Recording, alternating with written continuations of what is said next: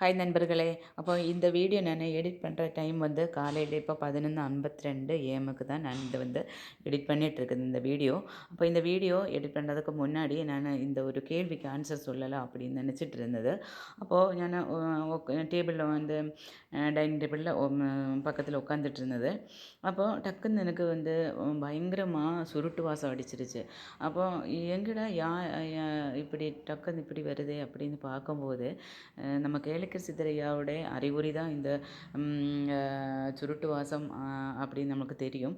அப்போது இது திடீர்னு இப்படி அடிக்குதே அப்படின்னு பார்த்துட்டு நான் ரூம் ஃபுல்லாக பார்த்துச்சு ஏதாச்சும் பட்டர்ஃப்ளை அந்த மாதிரி ஏதாச்சும் நமக்கு உருவம் தெரியுமா அப்படின்னு பார்த்தா டேபிள் பக்கத்திலே ஒரு ஆள் என்னையே கவனிச்சிட்டு இருக்குது பாருங்க நீங்கள்.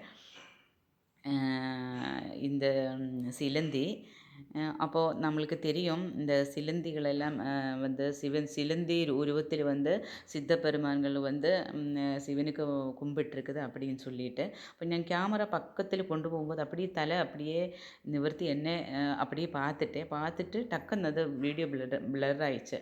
அப்படியே பிளர் ஆகிட்டு என்னை மூஞ்சி காமிக்க வேணாம் அப்படின்னு சொல்லி காமிக்கிற மாதிரி எனக்கு ஒரு ஃபீலிங். நம்பிக்கை இல்லாதவங்களெல்லாம் நிறைய பேர் இருக்குது.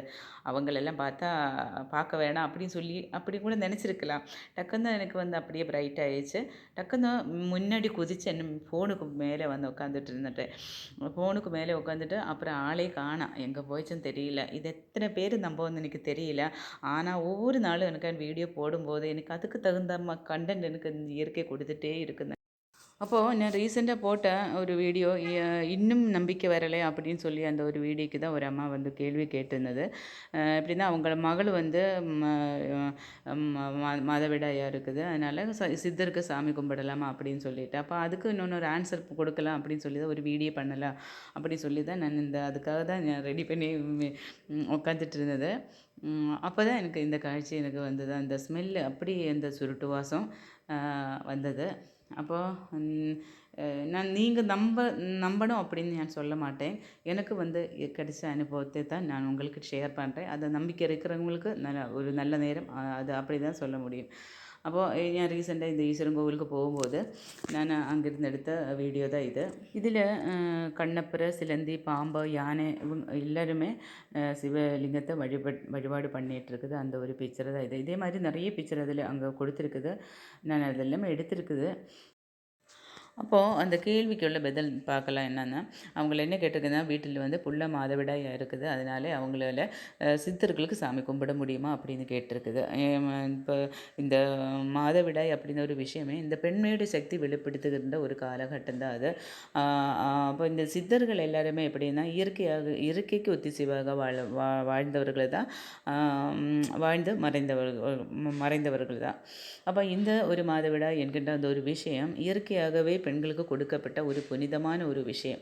இந்த வம்ச வர்தனைக்காக கடவுளால் கொடுக்கப்பட்ட ஒரு விஷயம் இந்த மாதவிடாய் அப்படின்னு சொல்லிட்டு. அப்போ அது எப்படி தீட்டாவும் அப்படி அது தீட்டா இல்லை அப்படின்னு தான் என்னுடைய ஒரு ஆணித்தரமான ஒரு கருத்துங்க. அப்போ சித்தர்கள் எல்லாருமே பெண்களை எல்லாம் தெய்வமாக வணங்குபவர்கள். எப்படி உதாரணத்துக்கு சொன்னால் இந்த கணக்கன்பட்டி சித்தரையா அப்பா வந்து பெண்களை எல்லாருமே உயிரோடு இருக்கிற சமயத்தை பெண்களை எல்லாருமே வந்து மாரியம்மன் தான் கூப்பிடுவாங்க. அப்போ அந்த தெய்வத்தன்மைக்கு துல்லியமாக சித்தர்கள் வந்து பெண்களை பார்த்துருக்குது. அப்போ அவங்கள வந்து மாதவிடாய் டைமில் இயற்கையாகவே கொடுத்த ஒரு விஷயத்தினாலே அவங்கள எப்படி ஒதுக்கி வைக்க முடியும்? அப்படியெல்லாம் சித்தர்கள் எல்லாம் பார்க்கவே மாட்டேங்க. ஆனால் ஒரு சித்தர்களில் ஒரு விஷயம் சொல்லியிருக்குது என்னென்னா இந்த மாதவிடாய் டைமில் வந்து உடல் உறவு கொள்ளக்கூடாதுங்க அப்படின்னு சொல்லி இருக்குது. அப்படின்னு நம்ம அது உடல் உறவு அப்படின்னு ஒரு விஷயமே சித்தர்களோட பார்வையில் அது ஒரு வம்ச விருத்திக்காக மட்டும் இருக்கிற ஒரு ஒரு ஒரு செயல் அது. அப்படி தான் சித்தர்கள் அதை பார்க்குறேன். அப்போ அந்த டைமில் அது நம்மளை இன்னொரு ஜென்ரேஷனை வரும்போது அவங்கள அது ஒரு புனிதமான ஒரு படைப்பாக இருக்கணும் அப்படிங்கிறதுக்காக தான் அந்த டைமில் வந்து உடலுறவு இருக்கக்கூடாது. அந்த டைமில் உருவாகுன்னு அந்த குழந்தைக்கு வந்து உடல் உபாதைகளை வரும் அப்படின்னு எல்லாம் இருக்குங்காட்டி தான் அந்த டைமில் அப்படி இருக்கக்கூடாது அப்படின்னு சொல்கிறது. இப்போ எல்லாம் அந்த மாதிரி இந்த காலகட்டத்தில் எல்லாம் அந்த டைமிலும் கூட உடலுறவுகள் வைக்கிறவங்க இருக்குது. அப்படி அந்த மாதிரி தப்பு பண்ணுறவங்களுக்கு தான் இந்த உடல் உபாதைகளோட குழந்தைகள் பிறக்கிறது அந்த மாதிரி எல்லாம் நடக்கிறது. அப்போ அதெல்லாம் தடுக்கிறதுக்கு தான் சித்தர்கள் வந்து இப்படி சொல்லி வச்சுருக்குது, அந்த டைமில் எல்லாம் நீங்கள் உடல் உறவு பண்ணக்கூடாது அப்படின்னு சொல்லிட்டு.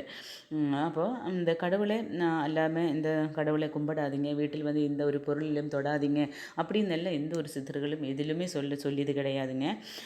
பெண்கள் இந்த உடல் சோர்வடைந்த அந்த இந்த 3 நாள்களில் வந்து அவங்களுக்கு ரெஸ்ட்டு கிடைக்கணும்.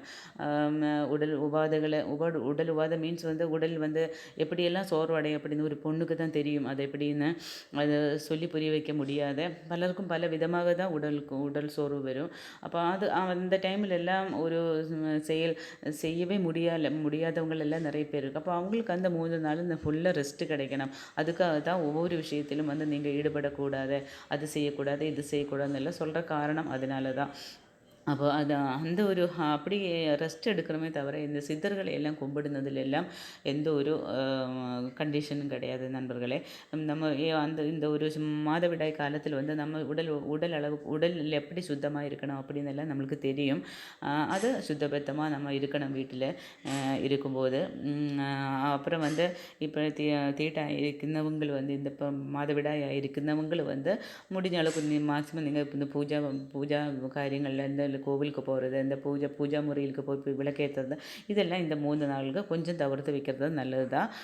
இல்லாமல் வீட்டில் யாராச்சும் இந்த மாதிரி இருக்குது, எனக்கு கும்பிட முடியுமா அப்படின்னு கேட்டால் கண்டிப்பாக நீங்கள் சித்தர்களுக்கு சாமி கும்பிடலாம்.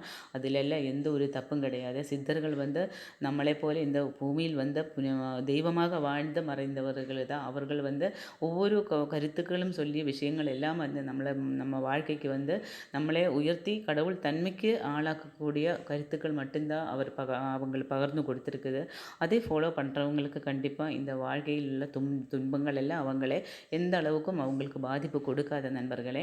அதுதான் உண்மையும் கூட. கர்ம வினைகள் அடிப்படையில் மட்டும்தான் நம்ம இந்த மனுஷதான் இந்த பூமியில் பிறந்திருக்குது.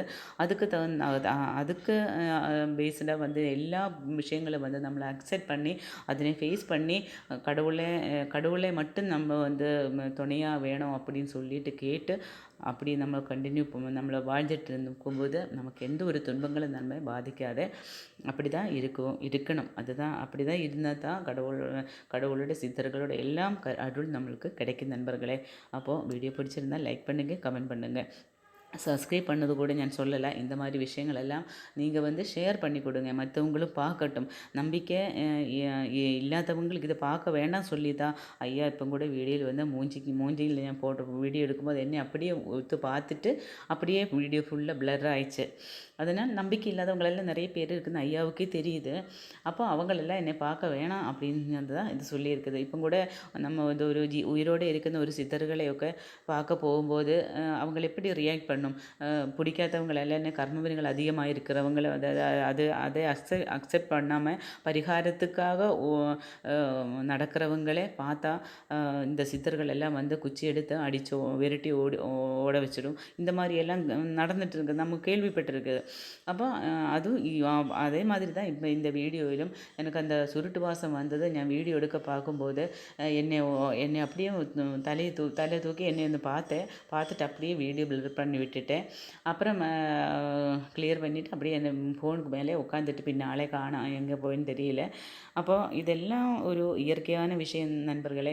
இயற்கையை நீங்கள் எந்த அளவுக்கு நேசிக்கிறதோ, இயற்கையில் உள்ள எல்லா உயிரினங்களும் நம்மளே மாதிரியே ஒரு கடவுள் படைப்பு அப்படின்னு நினச்சா அவங்களே அதே மாதிரி தான் நம்ம நேசிக்கும் போது இந்த இயற்கையோட அருள் ஆசி எல்லாம் நம்மளுக்கு கிடைக்கும் நண்பர்களே. நன்றி, வணக்கம். ஓகே.